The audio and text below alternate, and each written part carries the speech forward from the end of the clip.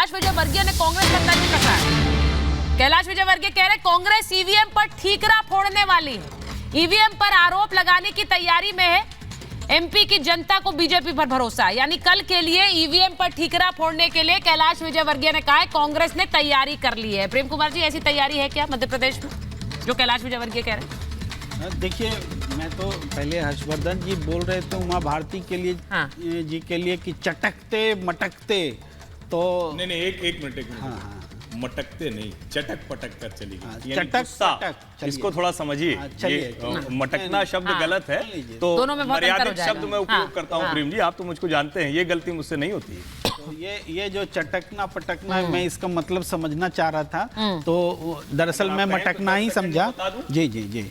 आपको सबको याद होगा कि किस तरह से बैठक के बीच से उमा भारती के बाहर जाने की कई बार हम लोग खबरें दिखा चुके हैं। ये भी आपको पता है कि 2003 में मध्य बोल सकते थे गुस्से में उमा भारती जी की, लेकिन जिस तरह का शब्दाडंबर जो दिया गया, चलिए आप दे रहे हैं, लेकिन मैंने ध्यानाकर्षित किया लोगों का। अब आइए इधर के जो ध्यानाकर्षण में गड़बड़ हो गए आप। अब सुन लीजिए देखिए, जेपी नड्डा जी को कब आगे किया जाता है? जब डिसिसिव होना होता है तो दिल्ली बुलाया जाता है नेताओं को। हाँ। जब डिसिसिव नहीं होना होता है तो जेपी नड्डा जी को आगे किया जाता है। इसका मतलब ही है कि मध्य प्रदेश में गड़बड़ सड़बड़ है। एक बात। दूसरी बात है कि न राधा के 9 मोन घी होते, न राधा नाचती। तो जीतिएगा तब तो मुख्यमंत्री बनेगा। बात तो यहाँ है। पिछले चुनाव में भी जो एग्जिट पोल आए थे, बटे हुए थे मध्य प्रदेश में। इस बार भी बटे हुए हैं। मध्य प्रदेश के एग्जिट पोल से कोई सरकार बन जाएगी क्या? ये बात है। नहीं, लेकिन हाँ, इसी वजह से अगर गंभीरता होती तो जरूर दिल्ली बुलाया जाता। क्योंकि जान रहे हैं कि नहीं बन रही है, इसलिए उन्होंने फेस सेविंग के लिए भेज दिया। जेपी नड्डा जी का इस्तेमाल इसी रूप में हो रहा है। नहीं, जी, आप ये कह रहे हैं कि वहां पर नहीं बन रही है इसलिए जेपी नड्डा चले गए। भेजने की जरूरत क्या थी? नहीं, तो जाने की जरूरत ही नहीं है। फिर तो क्या अब तो चुनाव हो गया।